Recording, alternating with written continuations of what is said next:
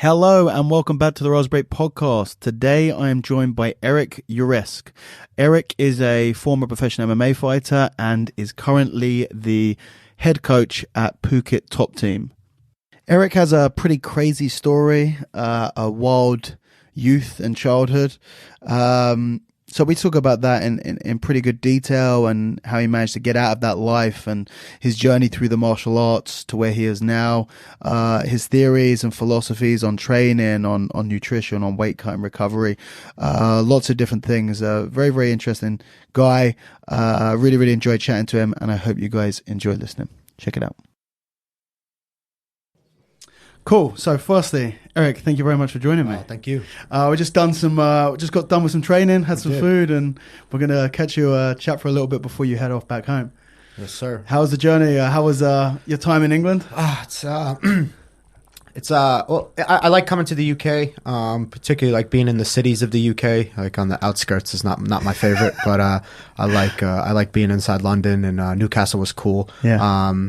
It's emotionally draining for me, a bit of an introvert, and just kind of putting all your time and energy into your fighter, and then not having the best result in the fight. Sure. Also kind of compounded things a little bit. Yeah. But, yeah, man, it's just part of the, it's the job, it's the journey. Well, let's go straight into that actually, because I heard you mention that earlier whilst we were training, which is the fact that you're an introvert. Yeah. So like this is something that I think a lot of people, unless they are introverts, they don't even consider it a thing. The fact that being around a lot of people is kind of draining, Yeah.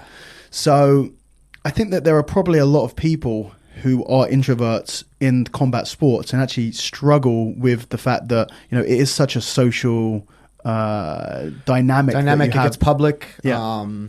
I think if you don't know, an introvert doesn't mean I don't like people, right? Yeah. It means I recharge my energy by being alone. Yeah. So social experiences generally drain me, especially if it's small talk and sort of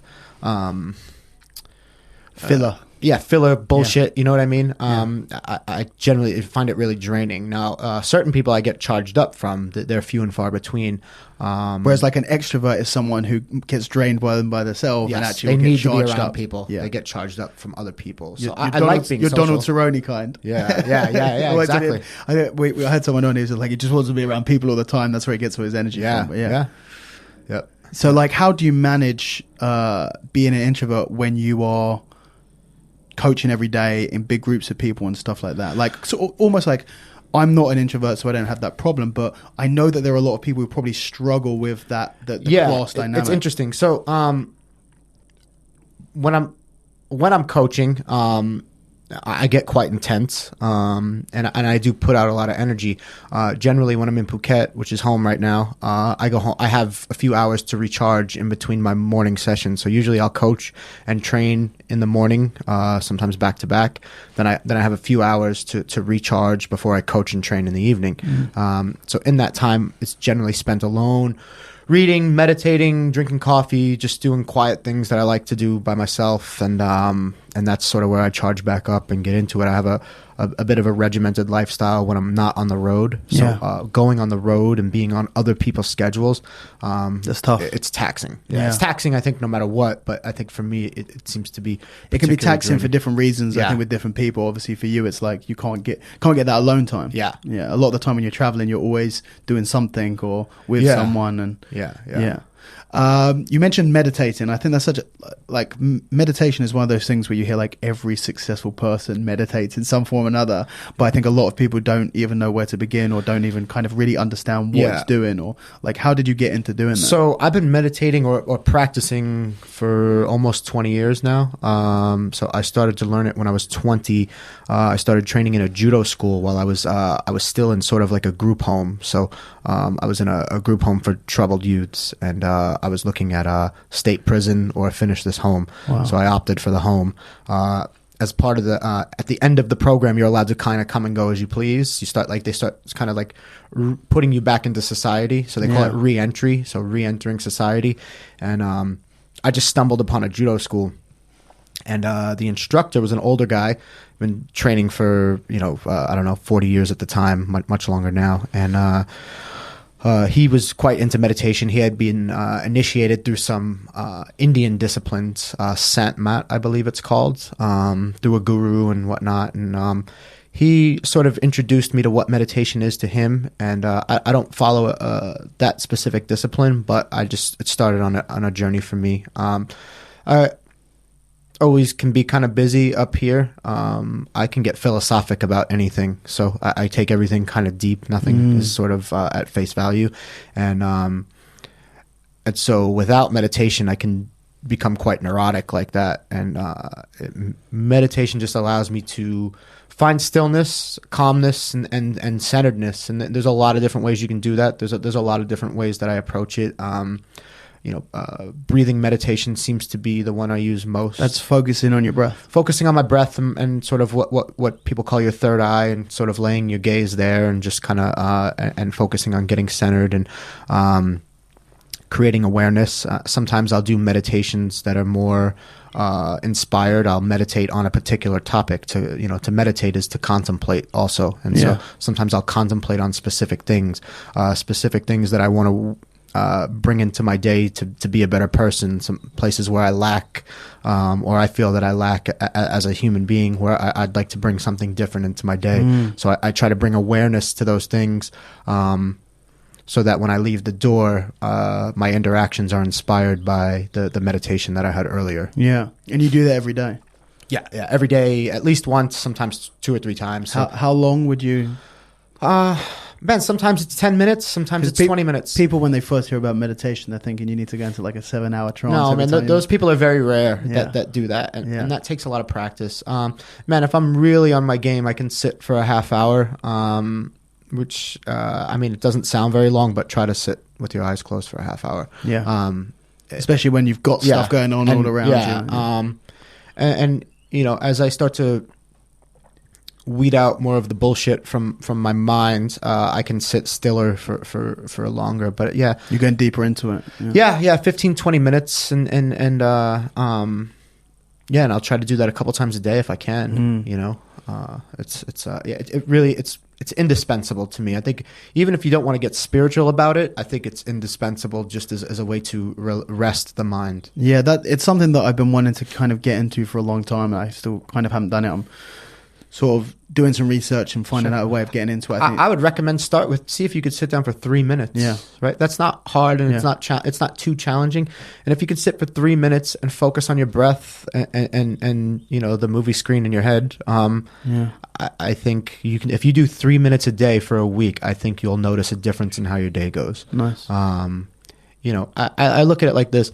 I wake up every day, and my first instinct is to dive into my 5 senses, right? Like the external world around me, and like the things and what do I have to do today? And so I'm already not where I am, right? I'm already not present. I'm already thinking about what do I have to do today? And so like that starts that rat race right away. And I live on a fucking tropical island. Like there's no need for it, And so if I can start my day with even a bit of stillness, and some days it sucks. Some days my practice is not good, or it's just not as deep as it could be. Some days I feel like I'm being pulled into a vortex, and it's quite easy. But if I can get a little bit of stillness at the beginning of my day is going to be a lot fucking better. So is that when you try and do it? You try and do it in the morning? Always in the morning. Before I leave the house. Otherwise, I'm left prey to whatever insanity is going on. You need upstairs. to center yourself before you get on.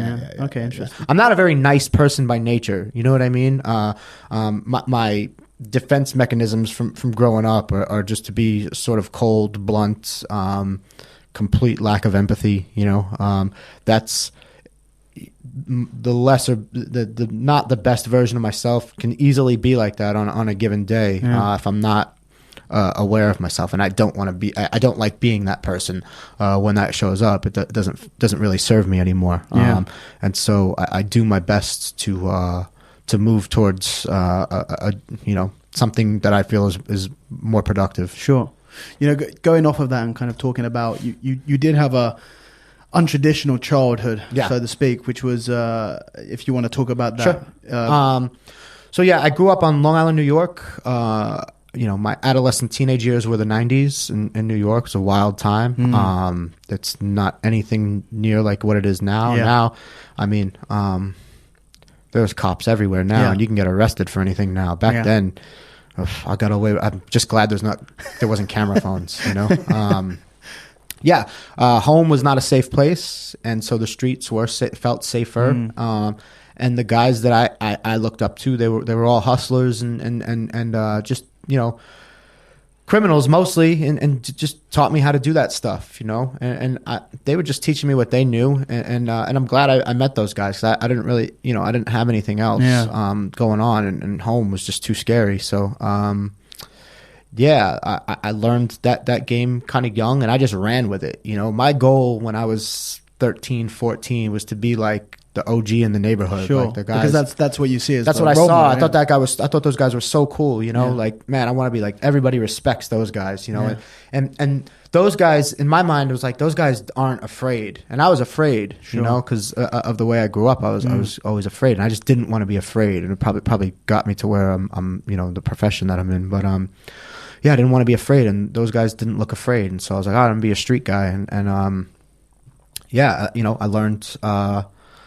I learned those things, and I got a particular infatuation for strong arm robberies and armed robberies, and that was my thing, man. And that was at the age of 13, 14? 13, 14, I started learning that stuff. I started really robbing people when I was like 15. I started robbing people on a almost a daily basis, really.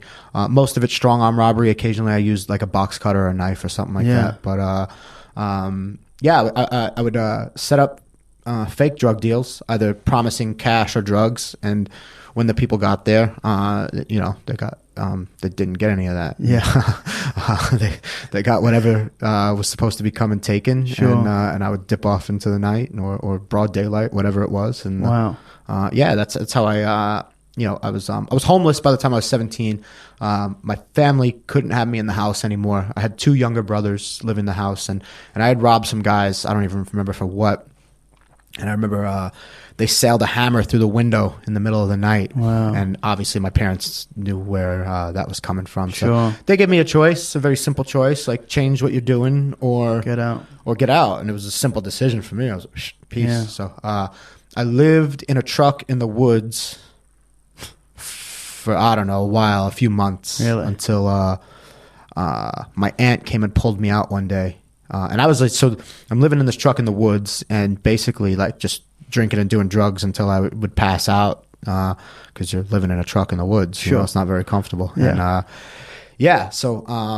And so I'm just surviving off stick-ups, burglaries, any way I can make a quick buck, like eat, just because I know you're supposed to eat and just to stay alive. That wasn't really a primary concern. Yeah. And as long as I could get high for the day and get a 40 at the end of the night, I was all right. And, wow.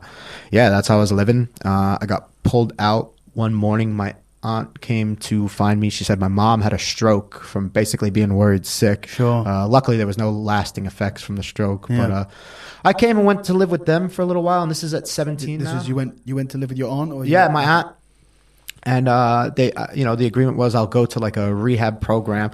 So I'm 17, sitting in a room with a bunch of old, like hardcore junkies, and crackheads and shit. This was a drug addiction rehabilitation. Yeah. Drugs and alcohol were clearly a problem. Sure. And so I'm a kid hanging out with these old school crackheads and junkies, and they got a kick out of me, and I wasn't ready to stop. You know, I was having fun. I was having fun, and it was all you knew. Literally the only thing I knew. I knew I was fucking up, and I knew like this is not the best path to be on. And there was definitely like a level of like self-hatred underneath all that. Like I hated. That's probably what the alcohol and the fueled by all that. And the drugs. My experience in dealing with a lot of recovered alcoholics and drug addicts is that the underlying thing of all that is a self-aberration, like self-hatred underlies all of it. So imagine just being completely uncomfortable in your skin all the time. And then a drink or whatever your thing is takes that away. You just feel normal. You feel okay. I'm all right in my skin. You'll do anything you can to feel that way if you spend your whole life not feeling that way. You know, it's worth any price. It was worth any court case, any run-ins with the cops. It was worth all of that. I wasn't really worried about the consequences all that much, especially as a kid. I did some things as a kid, 17, 18, that I look back at now and I'm like, I have no idea. Like, there was no consequential thinking at all. Like, running up in people's houses in broad daylight and just doing insane things. And I'm lucky to be alive, really. Like, and you never got caught? I've been arrested 5 or 6 times. All in that? All in that period. Yeah. I actually have no criminal record because it was all prior to being an adult. 18 is when you can get that. Okay. I believe 18. So I think all my criminal charges, were before that. All the felonies, at least. Yeah. And it was like armed robberies, all kinds of shit. And, do you think that almost gives you like a blanket of impunity? Like, that's what it was. You can rob and you can do whatever. So it's funny that you say that. I literally felt invincible. Yeah, because you'd been shown that you were. Until I was 19. And then I think I was telling Terry Brazier this the other night. And I had a crazy couple-week period. But I remember I robbed there was these guys, the older guys that had a house. And one guy was in his early 20s and the other guy was like 40, this old weirdo that was just hanging out with fucking young people. And so I'm like 19, I think, at the time. These guys give me money to go get them something. I don't even remember what. I don't remember how much money. I went out to a bar and I spent it with my friends, buying drinks, having a good time. So I go back to their house the next night. I'm like, oh, don't worry, the guy's coming with the stuff later because they're having a party.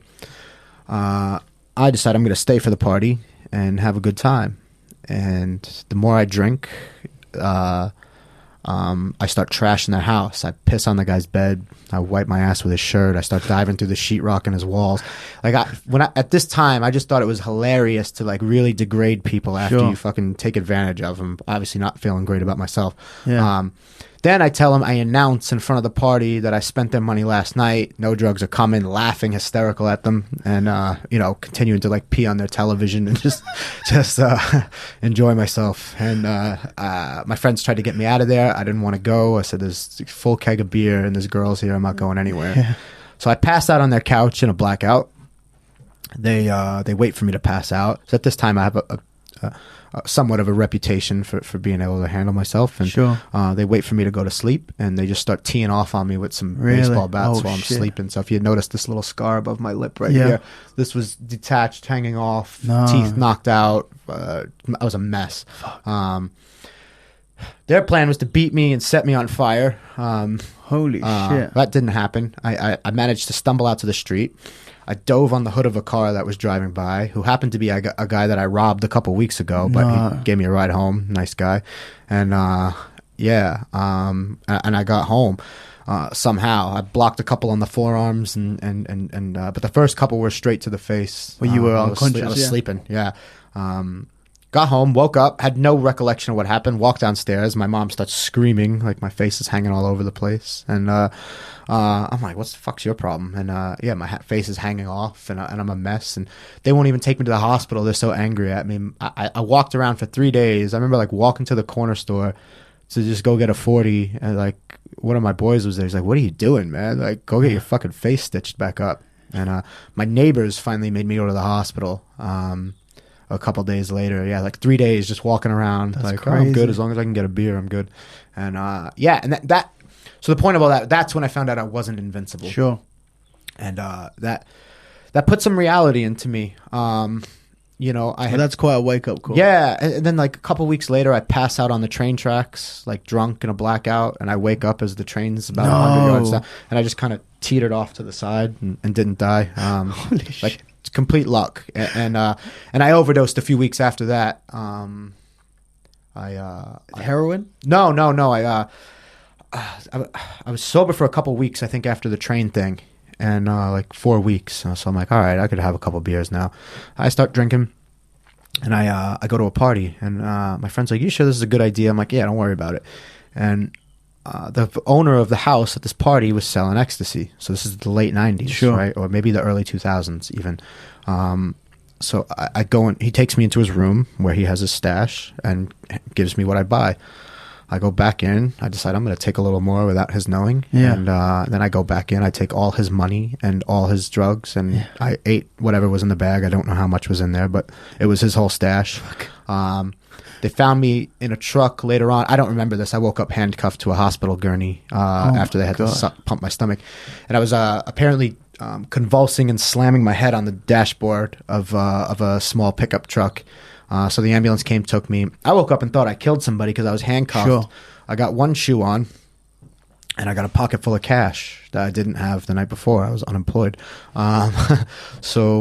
Then they tell me what happened. You overdosed, and we had to pump your stomach. And it's like, it was very informal, like signed some paperwork and on my way. Yeah. So I had money. I took a cab home. I got another shoe, and I went out drinking. Yeah. Yeah. When I said you had a unconventional childhood, I wasn't quite expecting that level. So like this shit would happen all the time. Wow. Like this is just like, these are like the wake up calls. I'm like, all right, I'm clearly gonna probably die soon. Like, you know, and I'm knowing this. There's no care though. There's sort of, I want to stop, I just can't. You know. And you know, because it goes back to, again, like, it's all you know. Yeah, like, it's literally all I know. I didn't know how to function, and so it was really weird. Like, so that's at about 18 or 19. All this happens, right? Wow. And this is like, this shit's been going on since I'm 14, probably 13, 14. I started drinking and doing drugs when I was 13. Those are like the most important years of your whole life. Yeah. And so this is just literally all I know. And so I'm doing stick-ups, robberies, burglaries, whatever the fuck I can do. Like, for this whole time, I wrestled a little bit in high school, but I wasn't allowed in school very long. But I had like a natural ability for it, and like I knew I was like, and I was obsessed with the UFC since I saw it. So there was always this thing in my head, like, you're fucking up. Like, you could be doing real things with something productive, and I loved it, and I loved fighting in the street. Like, I would literally just start fights just because I like to fight. You know, and I think the part of me that hated myself liked to hurt people. Yeah. Like, I was really, I'm really lucky I didn't turn into a sociopath. Like, I think it could have easily gone that way. If it wasn't, if I didn't even come out of some sociopathic behavior at some point, because I was capable of a pretty extreme level of violence with very little empathy or remorse at all, you know? It's really strange. So, and so I'm bouncing in and out of this for a while, and I'm in and out of rehabs, psych wards. I've been into this, like, a couple of psych wards, like 3 or 4 times for just mental breakdowns. I was on house arrest, and I just got tired of being on house arrest. And this is around 19 as well, for an armed robbery, and I got knocked down a bunch. So I cut the bracelet off, threw it in the woods, and just decided I'm going on a bender. And if I die at the end of this bender, then that's fine. You know, I just need to have a good time. Fuck this. And so, like, literally what I used to talk myself into this was, I'll just die at the end of it. I'll be fine. It's like, it's the instant gratification. That's what I needed. I just needed to not feel what I was feeling at the time. And I would talk myself into some insane things to do that. So I cut the ankle bracelet off, throw it in the woods, go out, pop a couple pills. So ecstasy was I enjoyed that quite a bit. Then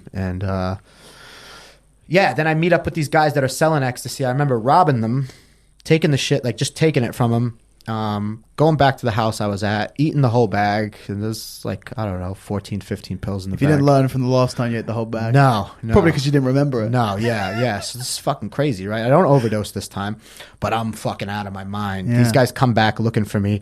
I remember coming out of the house with a Burger King crown and a bat. And I think they took like half a look at me and just left. So like, fuck that. This guy's out of his mind. Yeah. And I stayed up for a day and a half. And I remember walking about 12 miles home on the train tracks back to my house. Like, sort of like still fucked up. Like, feeling this euphoria. Like, everything's going to be okay. Yeah. I get back to my house and I call a taxi to the psych ward. I go to the psych ward.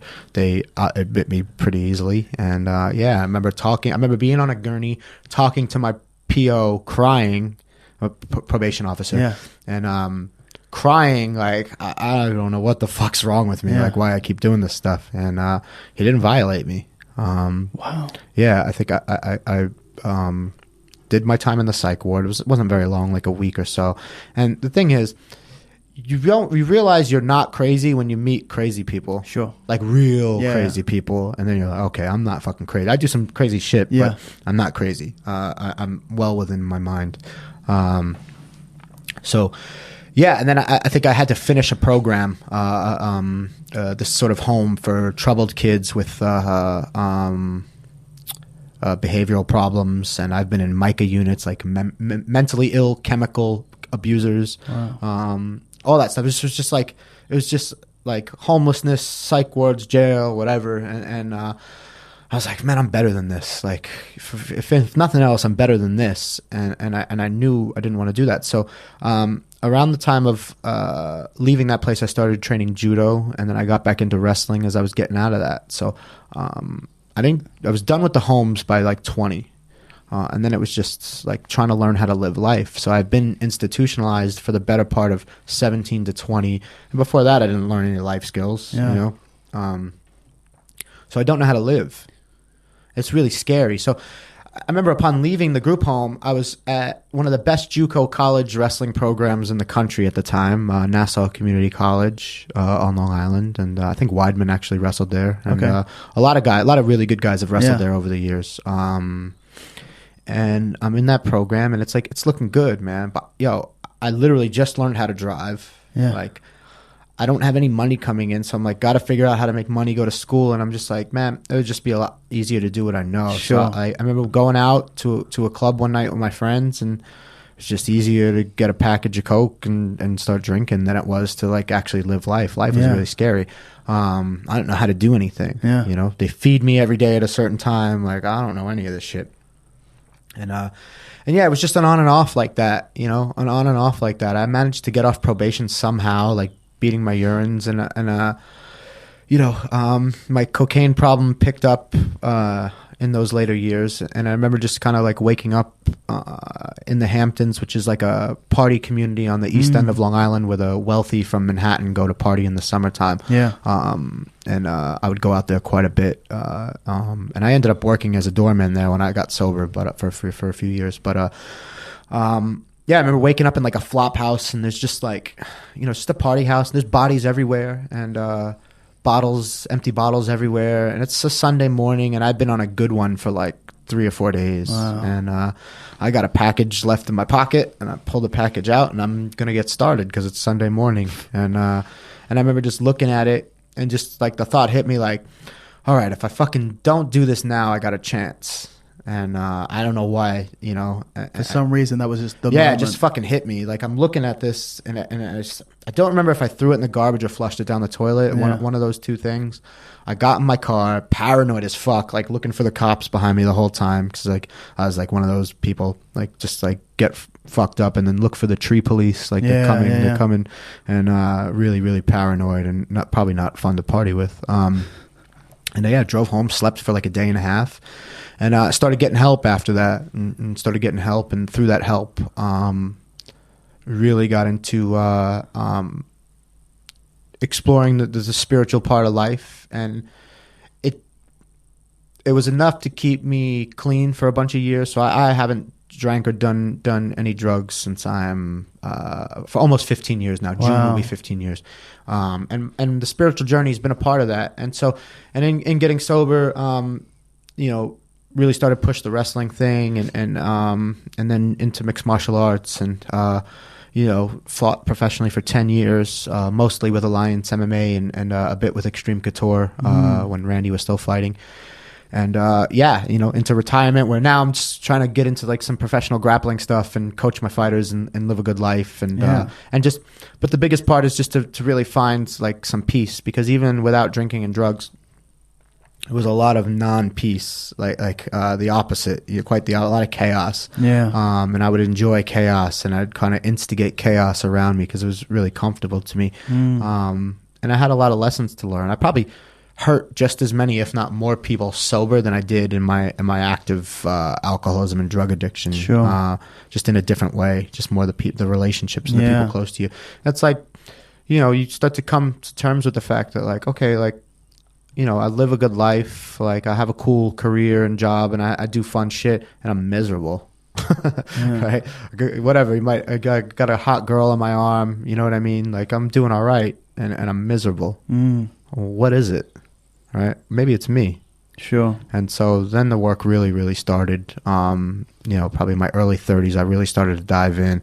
And then the last couple of years have just been like a rocket ship. Like, really kind of peeling back the bullshit and getting honest with myself about the last couple of years recently. Yes. Yeah. Last couple of years recently, I've been, man, it's almost like from year to year now I look back at who I was a year ago and cringe. Yeah. Yeah, like literally cringe. So I'm happy with that. Oh yeah, that's like the best that you can expect, right? Yeah, I'm happy with that.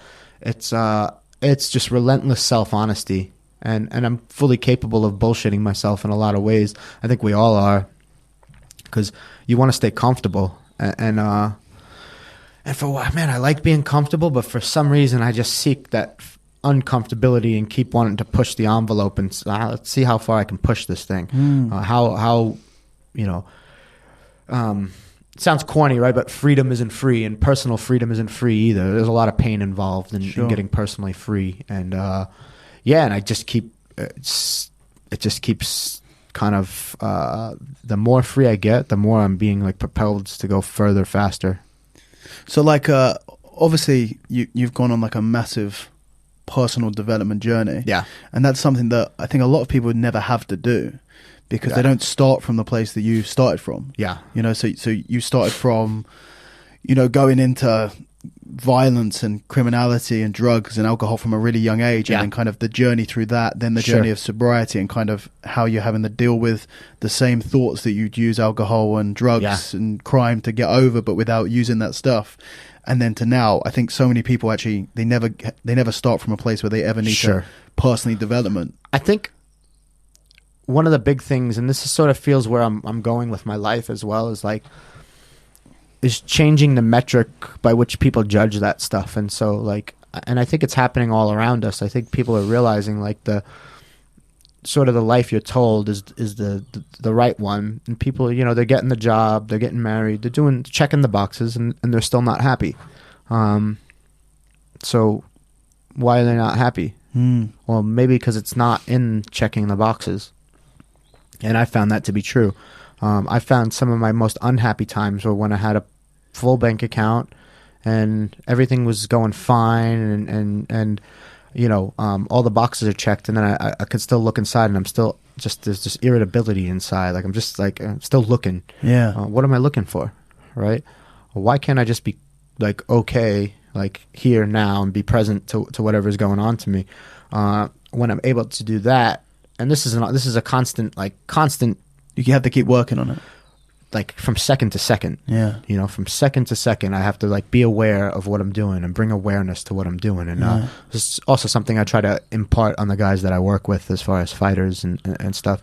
Well, that was going to be something that I was going to ask you, which is like the life lessons that you've learned from being in such crazy situations and crazy places in your life, and the way that you've had to develop yourself.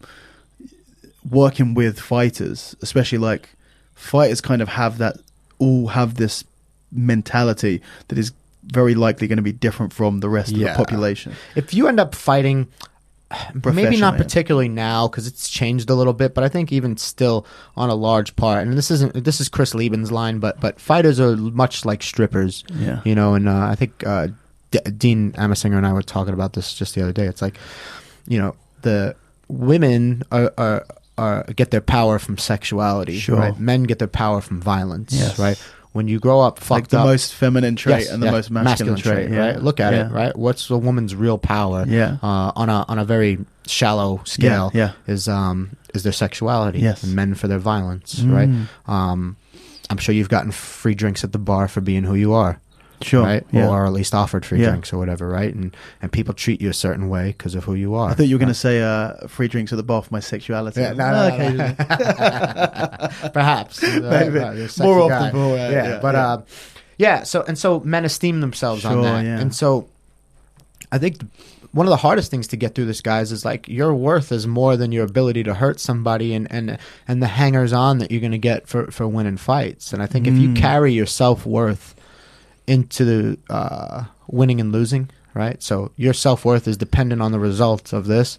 Fuck, man, that's a lot of stress to carry in. Yeah. You know what I mean? And that I see that break people. And then what's your identity when this is over? You know, one thing I tell guys a lot is like, yo, this ride will end before you know it, man. Yeah.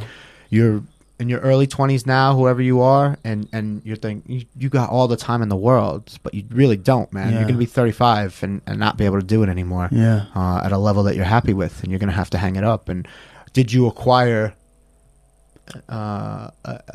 did you bother to further your identity outside of that? A lot of guys don't, man, and a lot of guys fall back into whatever they used fighting to escape. They go back to, and I see it all the time. Yeah, a lot of well, you know, one of the first things that you see from a lot of professional MMA fighters is they just can't retire. Yeah. They just don't seem to have the ability to retire because they went to fighting for a reason. Yeah. And when they come out of it, because their identity is so connected to it, they have to go back otherwise because they're nobody otherwise. Who else am I? Who am I? And then the other thing is alcohol and drugs. Yeah. A lot of how many professional, like huge. not even professional fighters, but professional athletes. Yeah.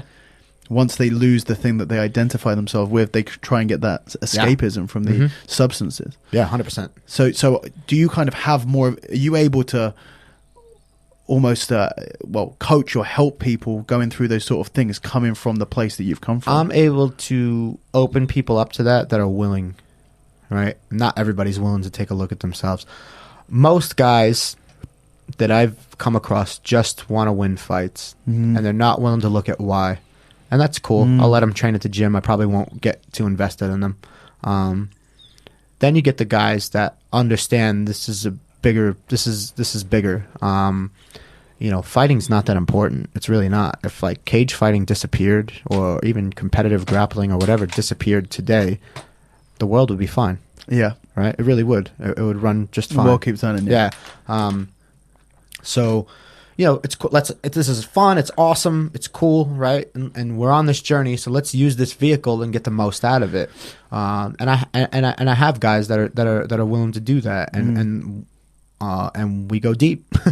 You know, I have guys that are willing to go deep, and we go deep, and we talk about it. And I'll ask them what they're afraid of, and why are you afraid of that, and what do you think that says about you, and what sort of storyline are you telling yourself that makes you feel this way, right? So just being able to get anybody, but fighters, because that's who I'm working with, right? But anybody aware of their self-talk is a huge thing. I think most people are not aware of their self-talk. I'd say 95, and that's generous, % of the people out there are probably not aware of their self-talk. Do they can't hear it, or they try and block it out? They just don't know. Okay. They just don't know that you can listen to your self-talk. Sure. I think a lot of people think that the thoughts that are coming in, that's just who they are. And I think if teaching somebody that they can get still and, you know, become aware and see those thoughts coming through, and you don't necessarily have to identify with them. You don't necessarily have to do what they say, right? You can acknowledge it and just, oh, that's interesting that's coming up.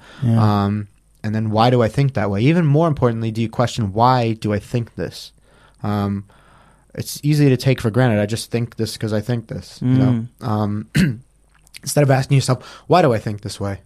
Was there something in my personal history that shaped this? Well, probably. And what self-talk is going on in my head that's making me look at this like this, right? And this could be a broad range of things, obviously. But I think once you start getting in touch with that and asking questions, that's literally all I've done the past 20 years, and probably longer than that, but on a real deep level, is keep asking questions. Why does this keep happening? Why am I unhappy? Why do I think like this? Why do I value myself only for my ability to beat people up and fuck women? Right? Why do I just value that stuff about myself? Right?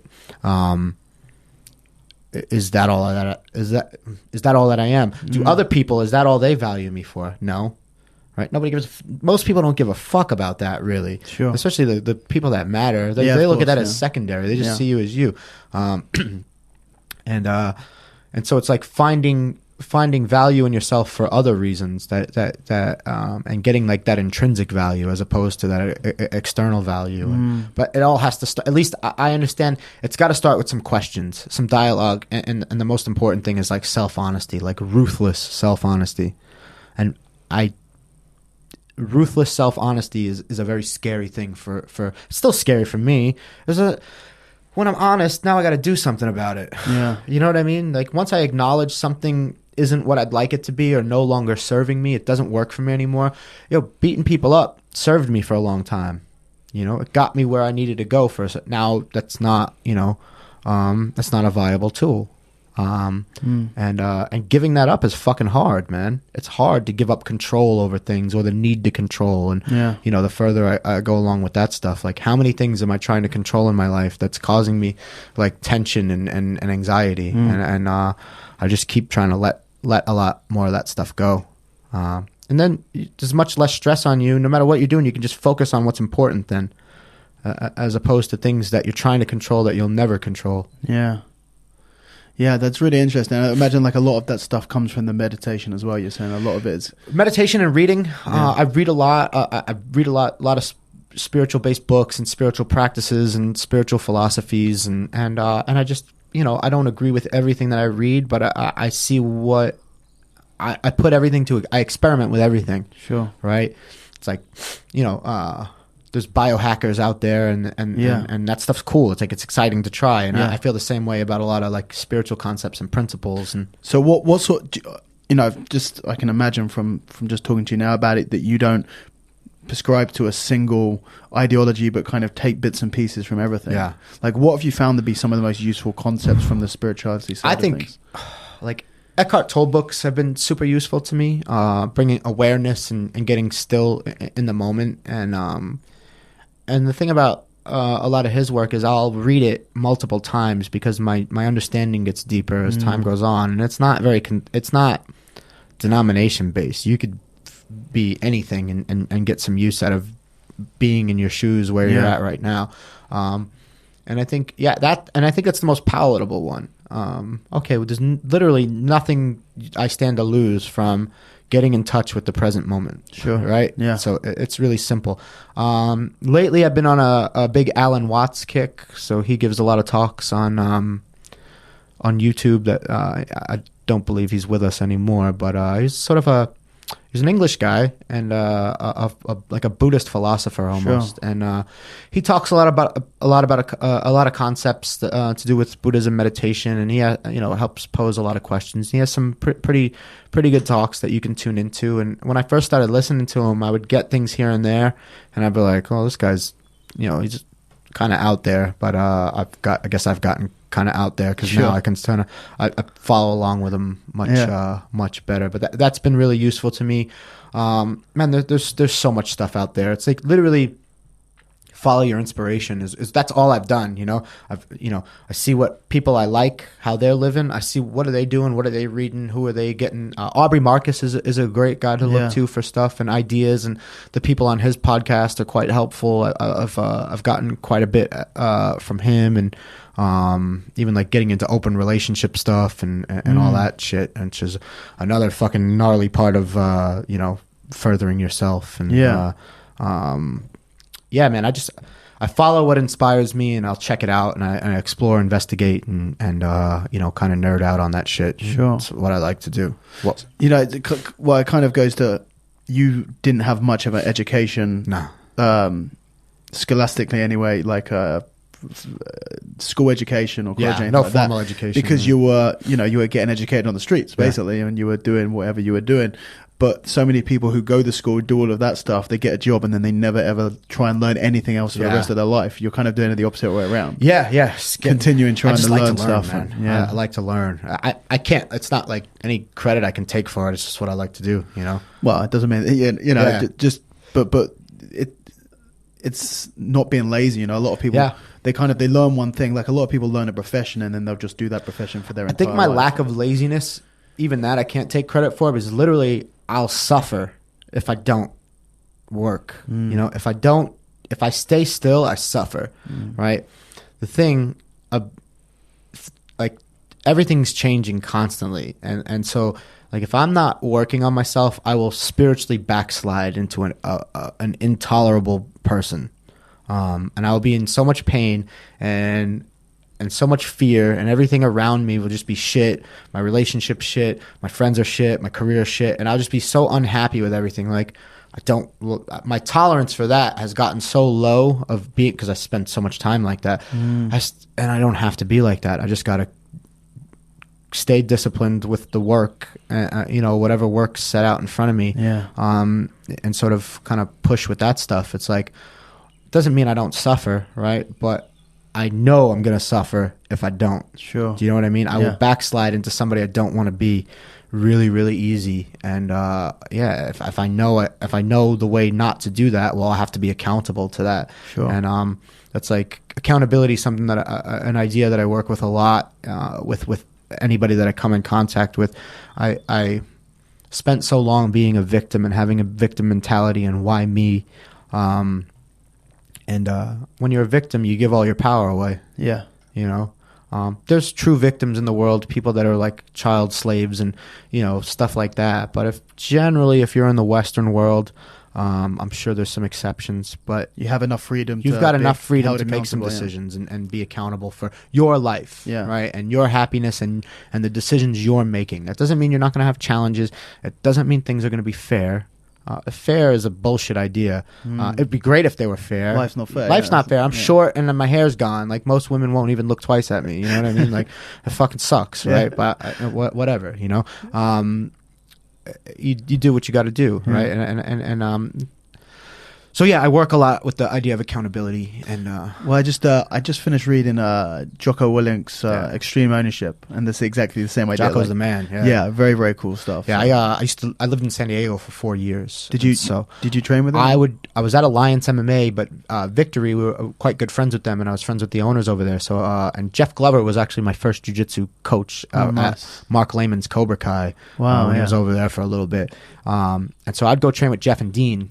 Every now and then. Yeah. It's like I didn't even know who Jocko was when I first met him, but I just knew he wasn't a big name. He was just No, this is way before any of that. This is like 7 years ago, maybe even a little longer. Yeah, he was just I just knew that's a guy I'm going to give my respects because he just looks like he deserves it. And I was fucking right. He is a grizzly looking motherfucker. Oh man, you just know, man. That's the real deal. And I haven't even read his book yet, to be fair. But just accountability is just it's a good book. Yeah, that's from what I understand, it is. There's to it the extreme ownership and extreme leadership. I think, or something like that. Yeah. Well, you know, victimhood is a largely, when we're talking about like self problems, right, and problems of the self. Victimhood is largely a choice. Yeah. Right.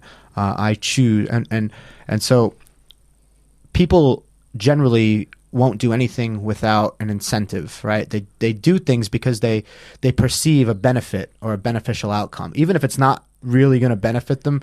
If you think, do I do anything where I don't perceive a benefit? I'll bet you the answer is no, right? Even if it's a weird concept of a benefit.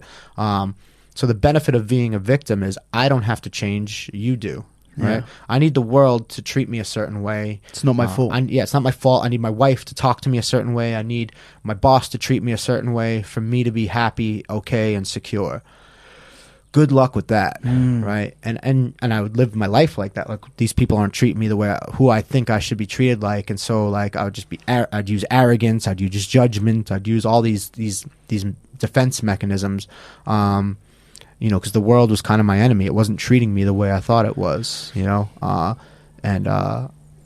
happiness was not existent. I was miserable, and it was dependent on being treated in a way that I deemed okay. And the world, it's just too many people and too many things going on for that to happen all the time. So, well, you know, hearing you say that, do you think that's one of the problems nowadays with like the amount of people getting offended over things? Yeah. Which is everyone like that. They're always a victim. Everyone's getting... Yeah. Listen, there's real cases of victimhood, right? 100%. Absolutely. I don't want to discount anybody's suffering. If anything, like the overuse of that. Well, I'm a big advocate of talking out against that, and that's why I talk about accountability so much. Because, so in victimhood, if I'm making the choice to give you the power over how I feel, well, that's not very. I mean, just it doesn't seem like a very productive way to live, right? On the flip side of that, if I can take accountability from me, my value of myself, how I look at myself, right? How I carry myself, how I'll let people treat me, how I'll set boundaries with people, and I'll let you know it's not okay to treat me a certain way. Those are all things within my power, very easily within my grasp, right? And I think it's just being made aware that you have those choices, right? Yeah. When somebody tells you don't have a choice and you believe them, well, now you're a victim, and you're going to keep being victimized. Because if I keep living one way or the other, I'm going to draw better things to myself. The more accountable I live my life, I'm almost never offended, You know, like, and if I am, I got to look at why I'm offended. You know, that's my choice to be offended. Sure. You know, if obviously I don't want to intentionally hurt people's feelings, right? Of course. But I'm not going to walk on eggshells around people. That's insane. I think that level of offense is like borderline narcissism, right? It's like you're taking what you need so seriously that everybody has to meet your needs. That's fucking crazy. Yeah. You know, it's narcissistic, right? It's not. I don't expect people to understand how I think or the way I see the world and just like make everything so that I feel comfortable all the time. That's crazy. And you're nerfing these kids and really kind of creating weaklings, like mental weaklings. Yes. Look, not everybody's going to be a fucking tough guy or a fighter, right? Yeah. But you can make people emotionally strong. Right? Anybody can be emotionally strong if you teach them how. Yeah. Right? And that's why I believe you can. Mental toughness is often like some people have it, some people don't, but I believe it can be taught if you ask the right questions. Because the opposite of mental toughness is weakness, and that usually stems from some sort of fear. Right? Giving into fears, giving into insecurities. Well, let's ask the right questions instead of being lazy and just saying it's just you have it or you don't. Right? I don't believe that at all. And I've seen people get mentally stronger if they want to. Right? If they have a desire to. If they're willing to be honest with themselves and ask the right questions. Right? I really believe it can be cultivated. So like in your coaching, mental toughness is a massive thing that you need, emotional toughness that you need as a fighter to be able to handle the pressures of both competing but also competition itself, where you're in a shit position. And I've had guys not be mentally tough, you know what I mean? But then what we do is we will fuck. Why did that happen? You know what I mean? Do you believe that you can teach heart? Yes, because there is that saying where you can't, you can do I believe you can. And have you done that with the people? I have. I've helped individuals greatly increase their capacity to work through adversity. And what do you have techniques, or I just confront them on things. It comes back to the honesty and the honesty, self-honesty and accountability. Okay, you're accountable for feeling this way. Okay, even if your dad did this to you, you're this way because your dad beat you or your fucking mom left. Okay, you can't change any of that, right? My parents did whatever they did. They weren't great, right? But I still love them. Right, they did the best they could. Yeah.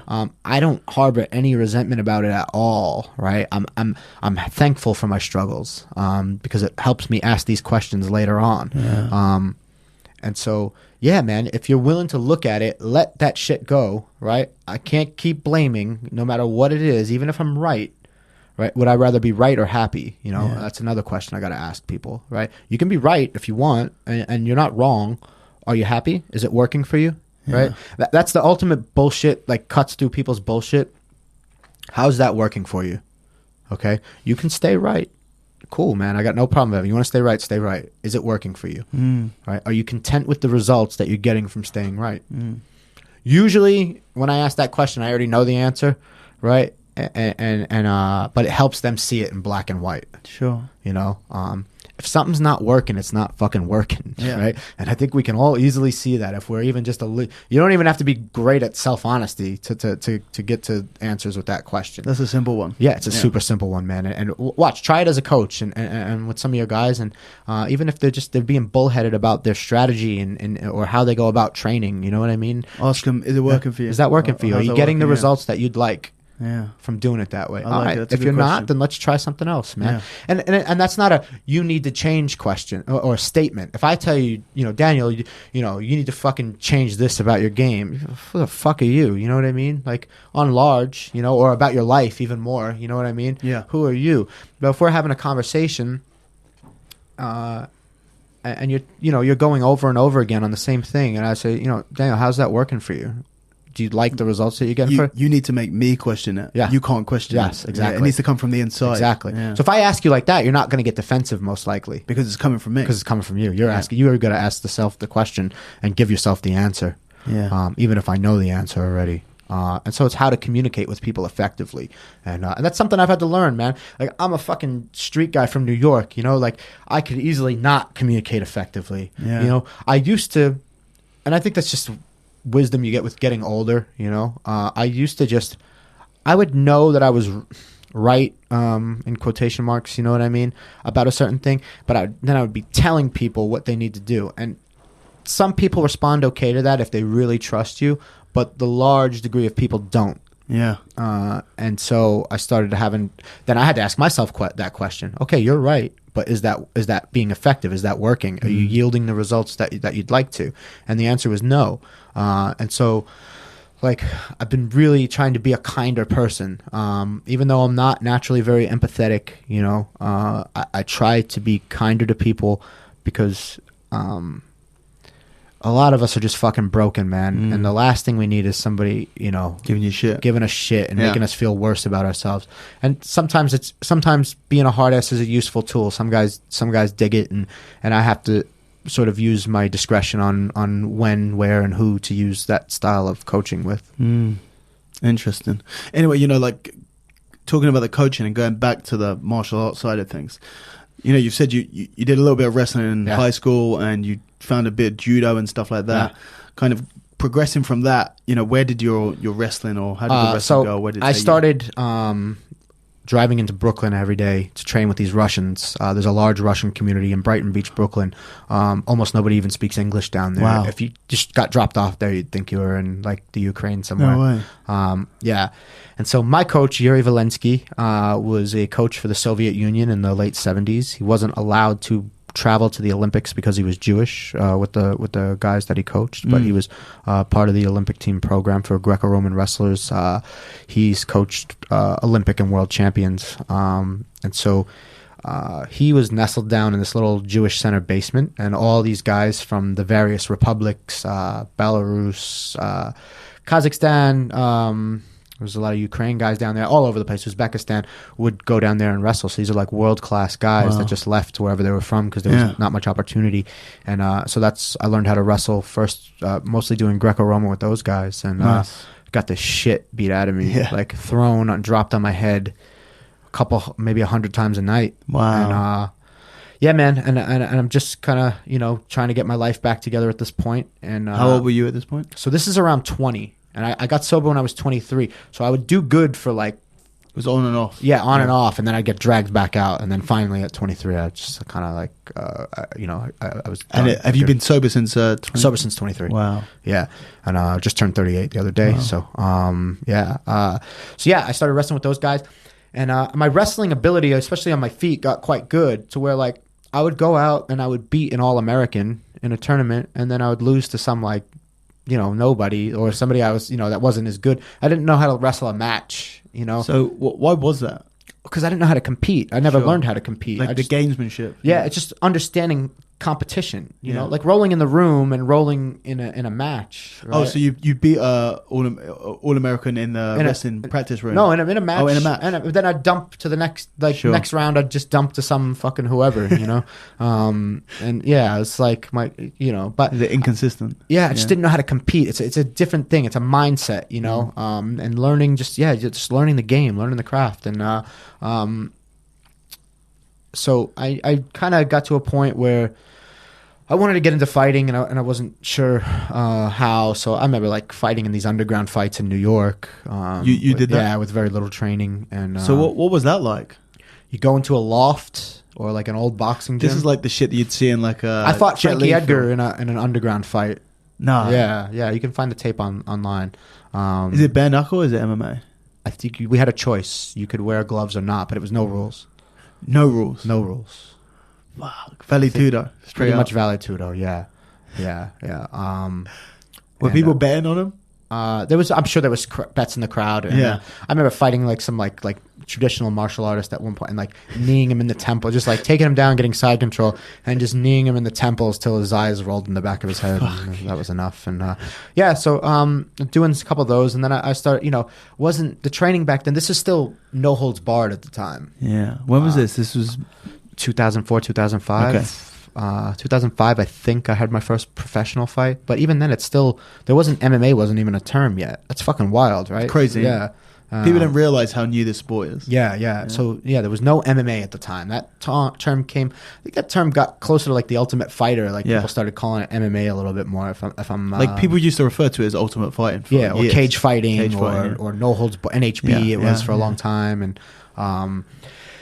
So I was at a little gym, did a couple fights, and that gym kind of disbanded. And I had met Mark Lehman while I was out doing the national championships for wrestling. Like that's a name that is massive in the jiu-jitsu world, but actually the modern grappler doesn't really know much about Mark. Mark Lehman is Johnny Hendricks' head coach. If you should know who Johnny Hendricks is if you follow combat sports at all.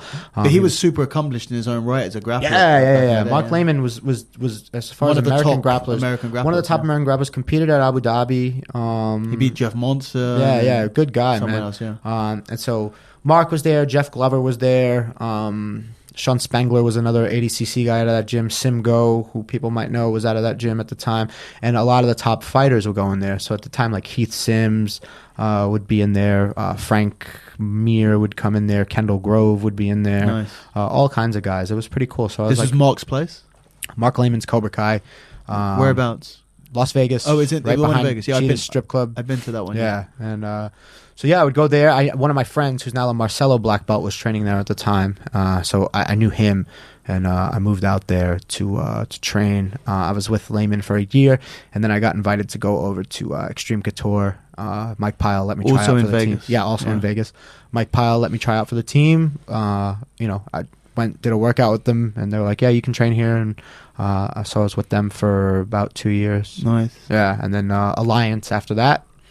Alliance MMA was really probably when I consider like my gym is Alliance MMA. Was that connected to Alliance the grapplers? No. Okay. Alliance MMA is Dominic Cruz, Phil Davis, Brandon Vera was one of the owners. So Eric Del Fiero was my coach and probably mentor as a coach. He kind of saw I had a little bit of a knack for coaching, so he sort of encouraged me, made me get my passport to go corner Joey Beltran at a UFC in Brazil. Okay. Otherwise, I don't know if I'd ever have my passport. Really? Yeah, I was fucking lazy, and so yeah, and then like started putting the idea in me of coaching, and I liked coaching, and I was actually one of the team coaches. I would coach like a lot of the wrestling and grappling workouts, but just as a fighter, like it's like easy. you never had the intention of going into coaching and.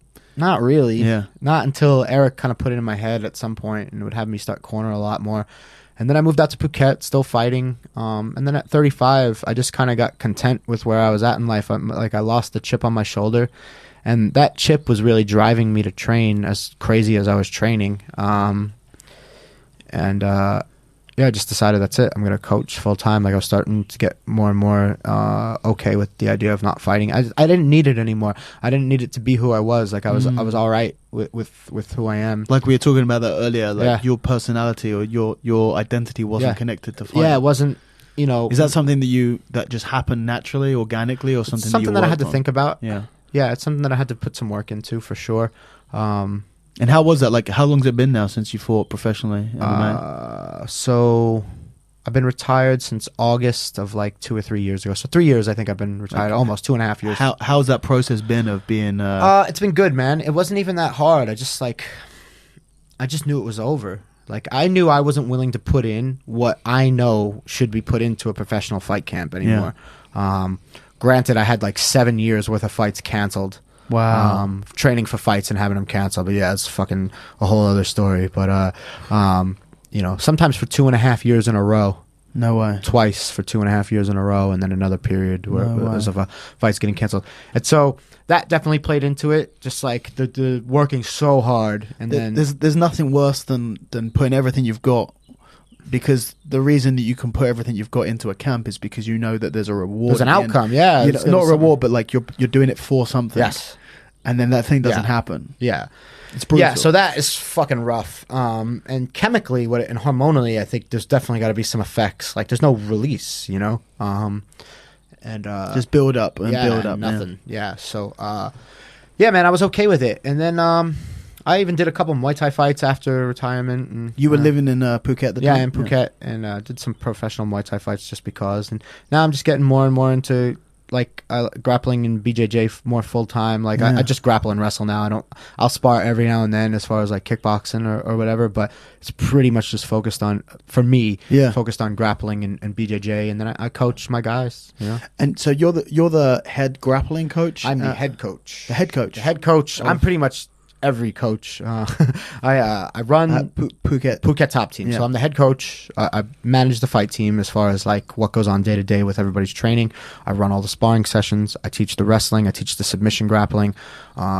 Some of the guys that I really take under, I work their striking with them as well. I have a pretty broad range of knowledge. I could pretty much coach any of the disciplines, striking or otherwise, at a competent level.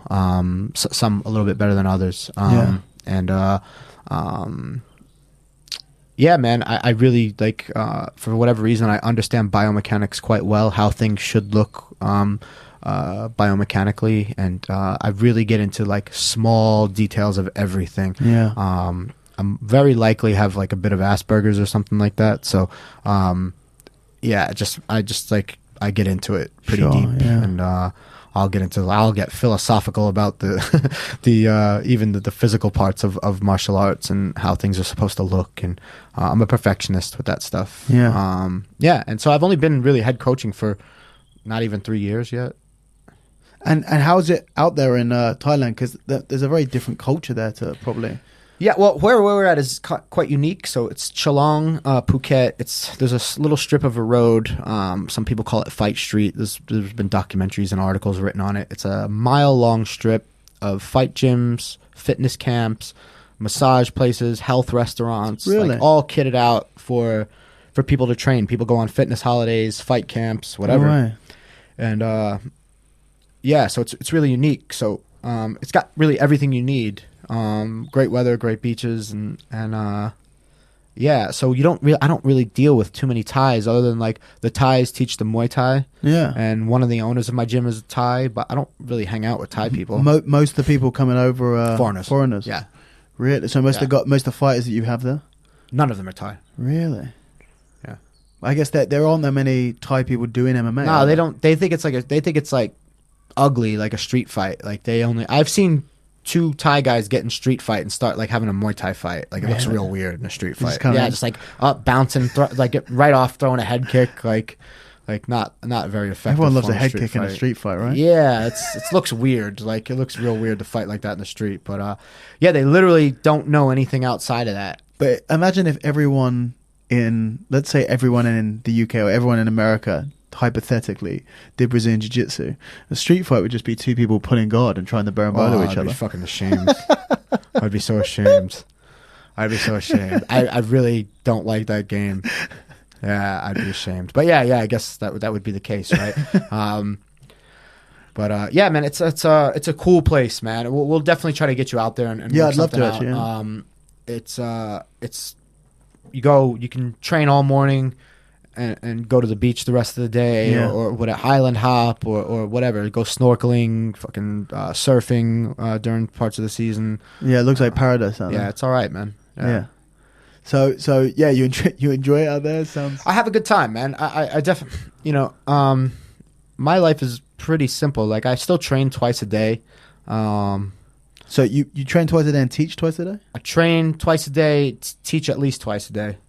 Some days I only have to coach once, and then I might have like private lessons and stuff like that I have to do. Yeah.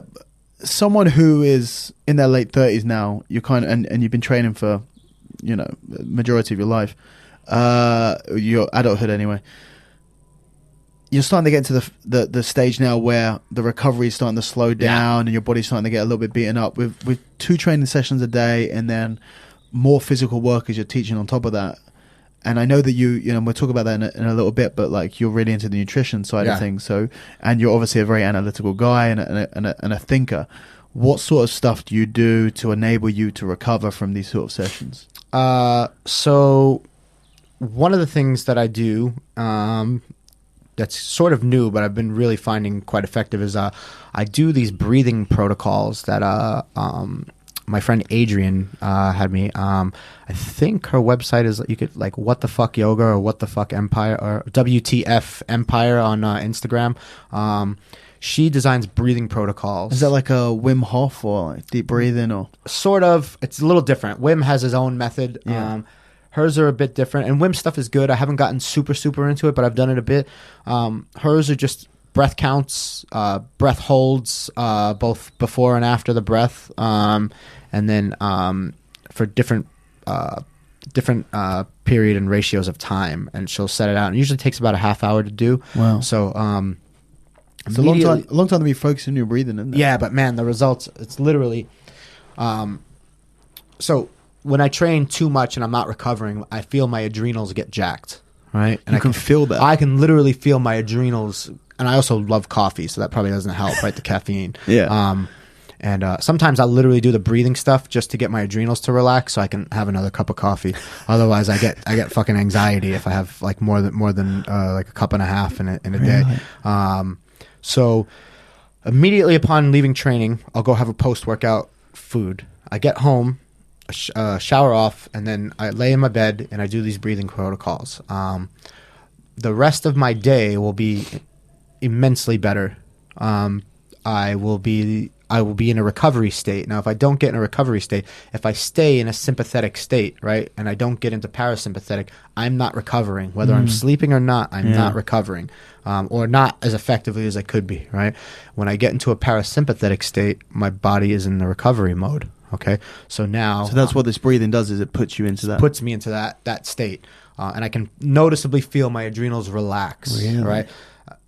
I don't know why I have this awareness, but I can feel when they're jacked up. And I know when I need to get, I know when I'm in sympathetic state, and I know when I need to bring it back down. And so when I bring it back down, now I'm going to digest and I'm going to recover better. Good luck digesting and recovering when you're jacked up, right? Especially if you train at night, right? Yeah. And so you do this after every training session? Just about every day, at least every day in the afternoon. And I find it just helps immensely. I use CBD oil. You find that helps? Yeah, fuck yeah. Particularly at night to put me into rest. Yeah. I'll vape it as well. I find the vape is good post-training just to kind of relax the body a little bit. Ice baths are huge. I'll try to do those a few times a week when I'm really on it. It's hard because like the self-optimization, it's like, fuck, how much time do I have for all, but I try to be like an infinite number of things out there. So many things you can do, but it's like, can you do them all, and I'm sure I just got to find out which ones are going to serve me the most in the most effective. Yeah. Right? And for the least, like, what's efficient? What are you going to get the biggest benefit for the least amount of work? I use like powdered greens products. Okay. Fresh greens is a product that I use quite often, and it just alkalizes my body pretty good.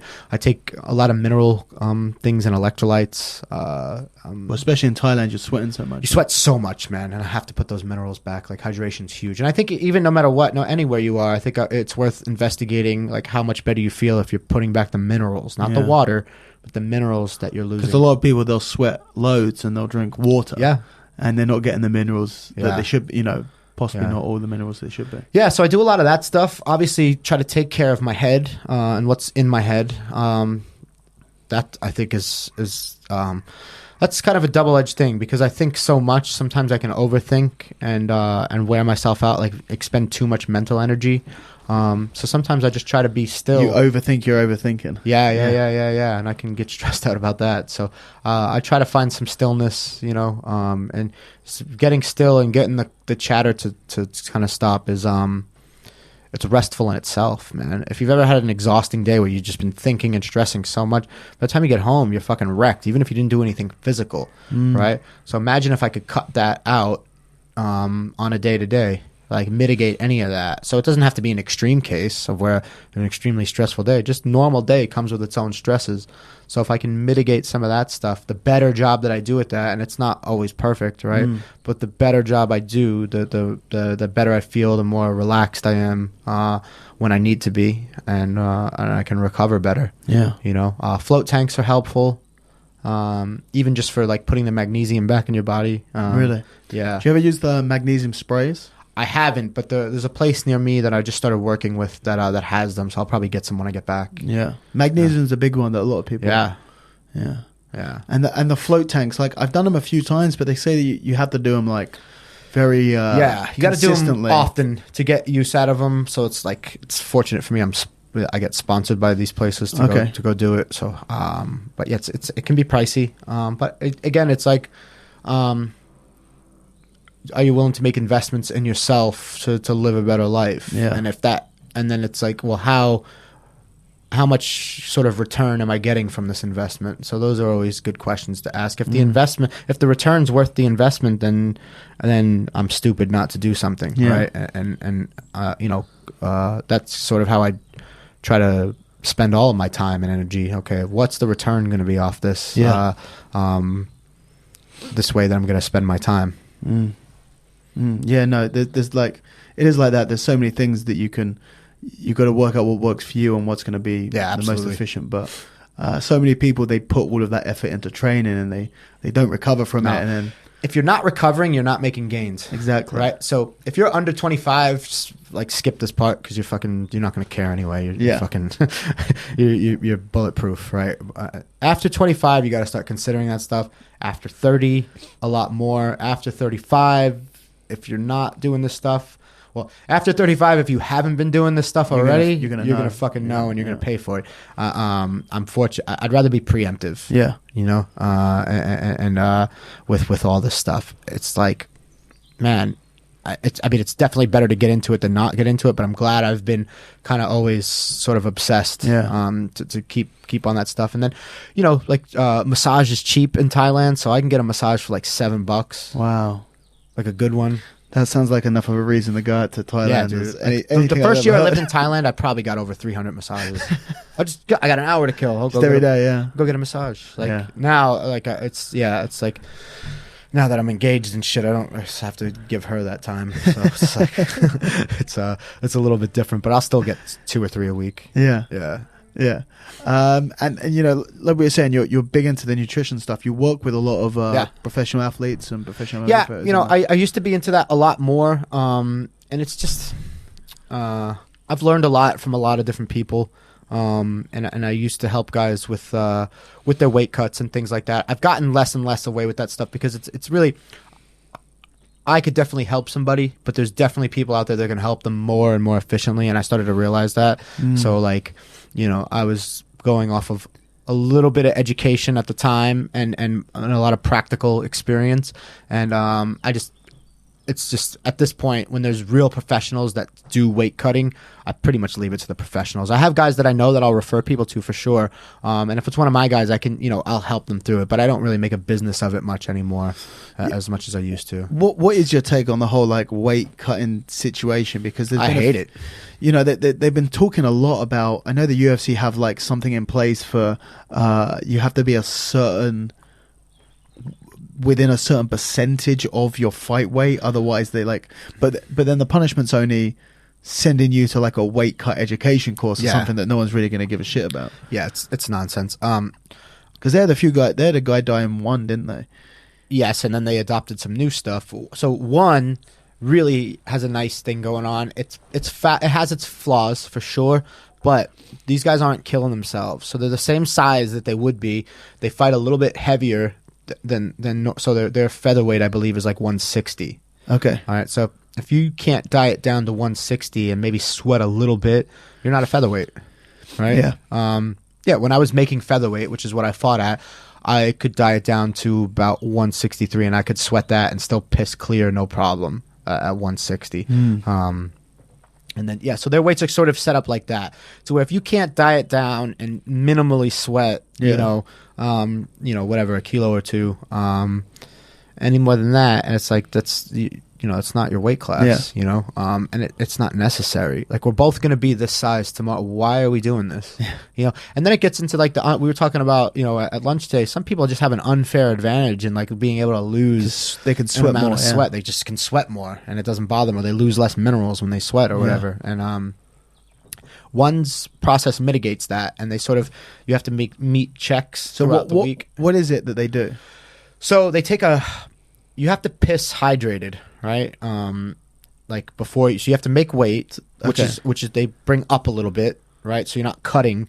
So they're still going to have to make 155 or 145. No.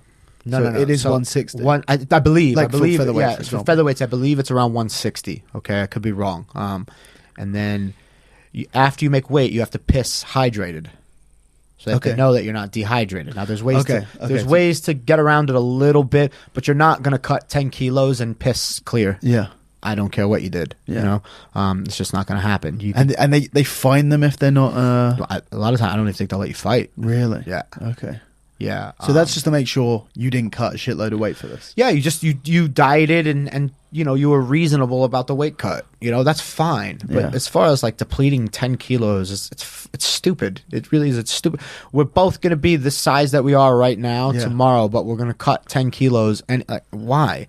Right? I think it could be mitigated. I think tracking these guys' weight, you know, outside of camp would Yeah. be helpful, you know, and making sure that they're staying in within healthy ranges. Look, if you're a professional athlete, you can't just go become a fat slob. Yeah. You know what I mean? Like, stay healthy, stay within your weight range, and it's fine, you know? Do you think it will help for them to bring in more weight classes as well? Because I know Yes. that the UFC are talking about that. I think. Yeah, I think there's that would big do them well talks of too, and it would help in a lot of ways. 165 division, yeah. The more weight classes, the more champions, the more super fights, the more big interest you can create. You can develop more people into legitimate characters that you want to push. You know what I mean? Whereas right now, what do they have? 3 or 4 characters that they push, or 3 or 4 personalities, If that. and so the product's suffering for it because Yeah. you can only put on so many big fights otherwise you're you know, to put on big fights you gotta market past the casual fan, right? And then you got to get people that normally wouldn't watch fights to come watch these fights, and so you got to get these larger than life marketing things going on. If you only have Conor, like, who's the big draw? Conor, John Jones, like GSP maybe, who's fighting once a year now. Yeah. They don't have Ronda anymore, you know. Ronda was the first one who took it to the next level. Yeah. And then Conor was the one after. But you know, do they even really have Conor anymore? He's fought Not really. one time. Conor does his own thing now. You know, he's so G. He kind of surpassed the sport. I think he's the first man to really transcend the sport. Even John Jones, who's my personal greatest of all time. I think it's hard to argue against him as the greatest when it comes to MMA. I don't care, drugs or no drugs. I don't think he needs them, whether he did them or not. I don't even know. But he's my greatest of all time. He hasn't surpassed or transcended the sport. Conor's transcended the sport, largely to his own credit. But it's like, all right, we got to create more interest in more people, and I think the UFC doesn't want to have Conors who make their own decision. It's almost like they discourage people from getting. It's like, we want you big, but we don't want you too big. Yeah, I think they kind of realized, they'd look back and they were like, we've created a monster with this guy who does whatever the fuck he wants. He'll like smash up a bus, he'll like get into fights, he'll like commit these crimes, and but he's like, we need to bail him out because he is the cash cow.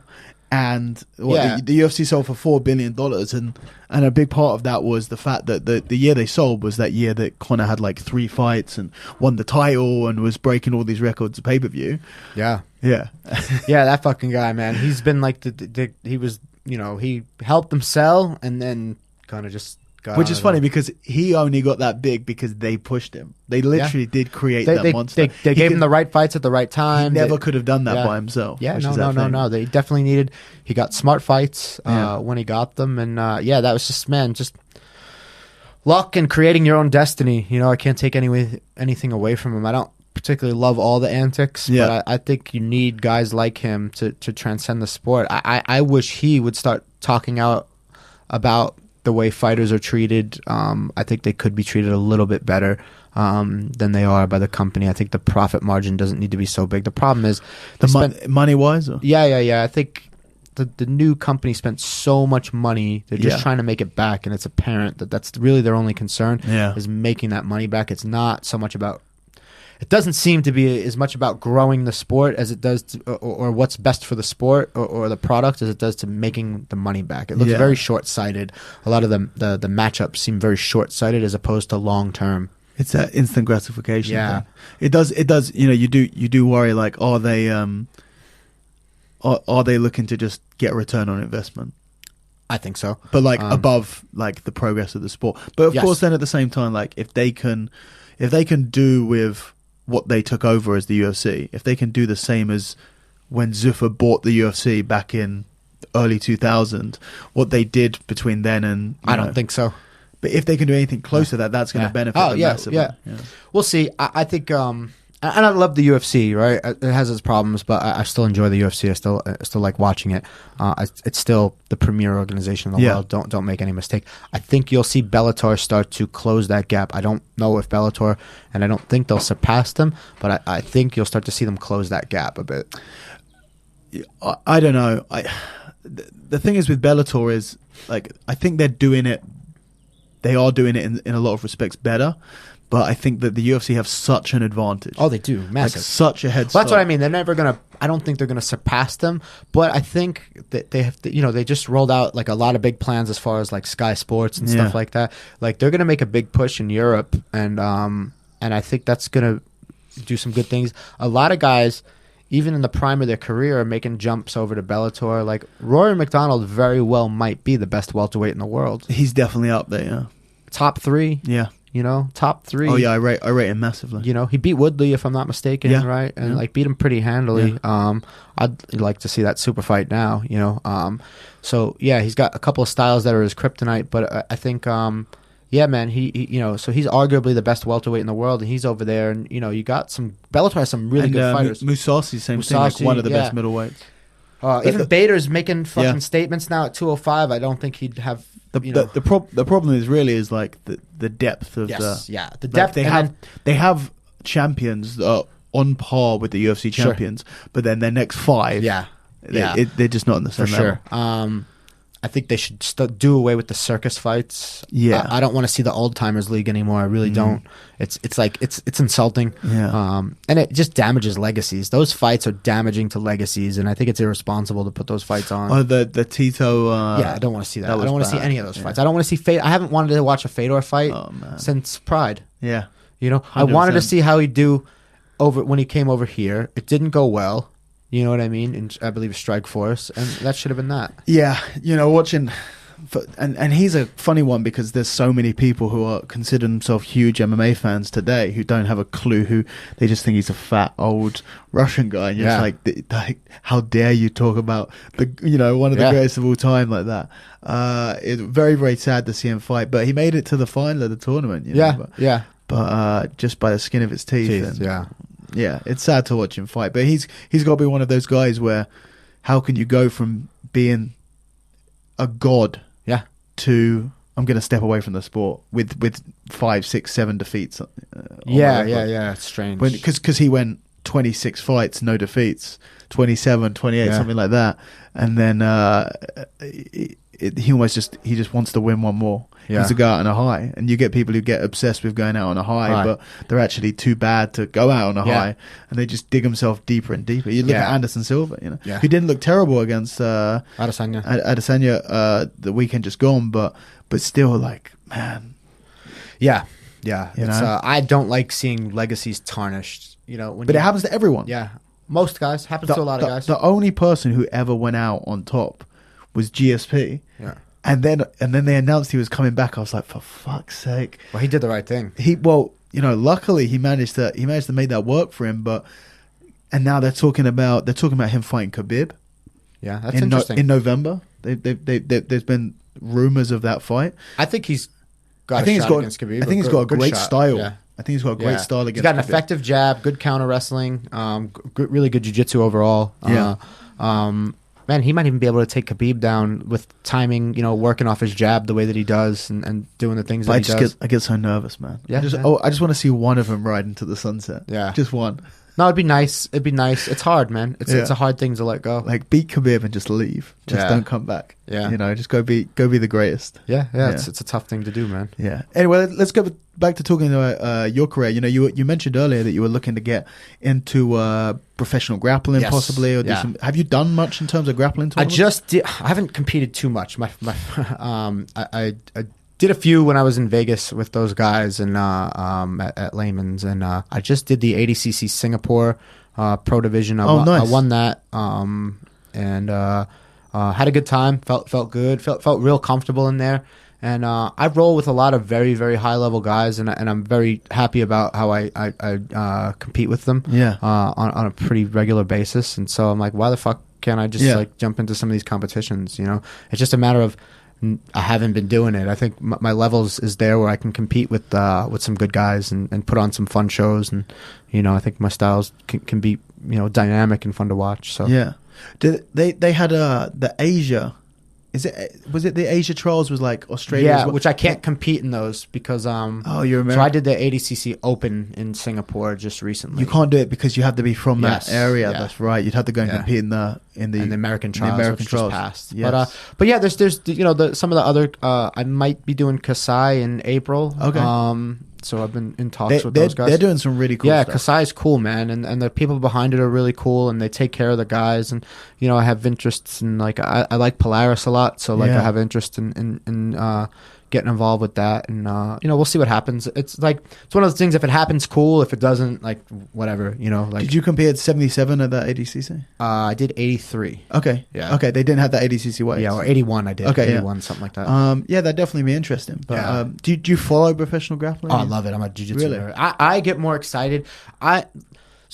I was more excited to meet you than like if like somebody was like, "Oh, Anderson Silva's at the fucking hotel." Like I get more excited about jiu-jitsu. That's going in my intro. Yeah. I get more excited about more excited jiu-jitsu guys. Silva, I'll take it. Fighter's boring to me. Sure, yeah. You know what I mean? It's just whatever. I don't get. The only guy I ever fanned out on, or got like a little like was the first time I met Randy. That must have been awesome. Yeah, he's my superhero, and then I'm like, he is a superhero. Then I lived with his kids for like a year. Yeah, it was weird. Like becoming friends with this guy was still surreal. Like I still, even if I saw him right now, like I would probably like I'd like tighten up a little bit. Really? Yeah. He's got that. Did when you were Extreme Couture, did you see him a lot there? Oh, I see him all the time. Really? I remember when I was at Extreme Couture, one day he came in and asked me, "Hey, listen, man, I got to go on a trip last minute. Can you give Vanderlei a private in Greco?" I was like, that's the weirdest. It's like the weirdest. I was like, yes, I can. So I showed up, worked out with Vanderlei for like an hour, and just like tried to teach him how to pummel with his legs, like for wrestling and stuff. I'll never forget that. It's a stupid thing, you know what I mean? But that's like, crazy. It's like. Because I also loved Vanderlei was like a favorite of mine as well. You were a big fan of the Pride Days. Yeah. But Randy's always been my favorite. Randy and probably Dan Henderson, and love those guys. And just like having Randy. Did you ever train with Dan? I did. I remember I trained with Dan at Layman's, and then I remember after national championships, I fucking fell off the wagon. I was sober for a little bit. I went out. I got drunk with Mayhem and Dan. And then I left them. Don't go drinking with Mayhem, Jesus Christ. I went out drinking with Mayhem and Dan at the Foundation Room. It's like at the top. That's hard to say no to, though, isn't it? And got hammered. Ended up on the strip robbing tourists for cab money to get home. Yeah. Yeah, I threw some tourist in a bathroom and mugged them. And just got a cab home. Yeah, so I did train with Dan one time. Man, Mayhem. Were you friends with Mayhem? Or? I knew Mayhem before he fought GSP. Before he got called to the UFC, and he wasn't crazy. He was nuts, He did like he kind of just bought into his own character, didn't he? Yeah. Because he did go fully crazy. I think. Well, it's like if you don't have an identity and you just adopt one and then you just go into it, I guess it could be easy to. Because he I don't know what he's doing now, but like I think he's in jail. Yeah, he's in jail now. I think he was like naked in a church, domestic violence charge. Yeah, I saw that. Shit like that. He probably got into drugs. Yeah, that kind of behavior is usually not done on its own. But I remember. Did you see the? He did a movie, didn't he? I don't know. He did a movie and he was doing an interview. Did you ever see it with Ariel Helwani? He was in character as the guy he was playing in the movie. He was an Irish guy. Did you ever see this? No. And Helwani was trying to.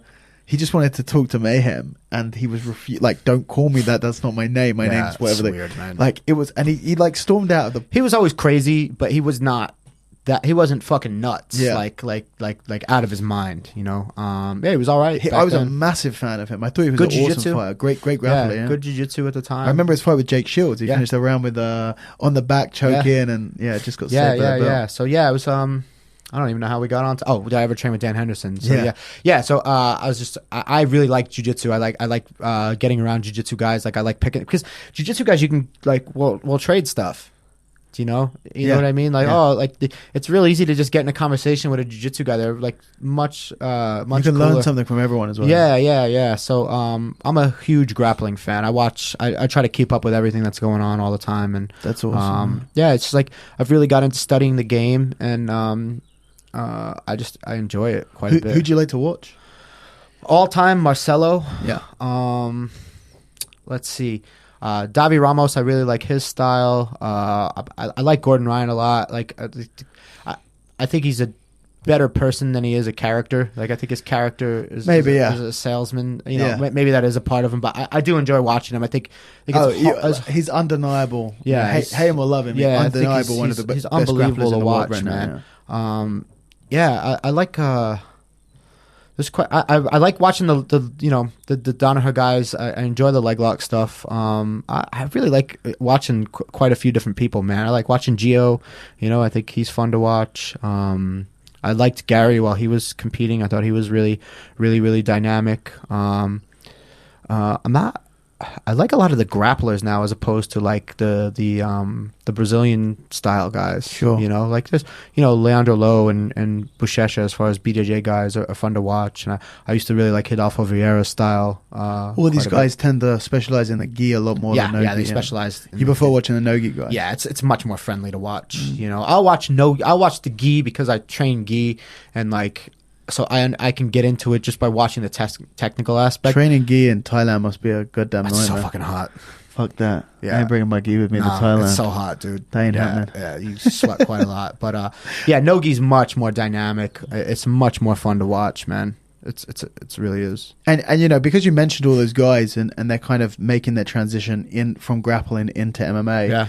Being a MMA coach and a former professional MMA fighter and a grappling enthusiast, what do you think of these guys transitioning into MMA? So you have quite a few now. So Gary's transitioning, Dylan Dennis is transitioning, Gordon Ryan's talking about his plan was to be the best grappler, then the best gi guy, and then he changed his mind on the gi thing, and now he's going to be 20-time UFC champion or whatever.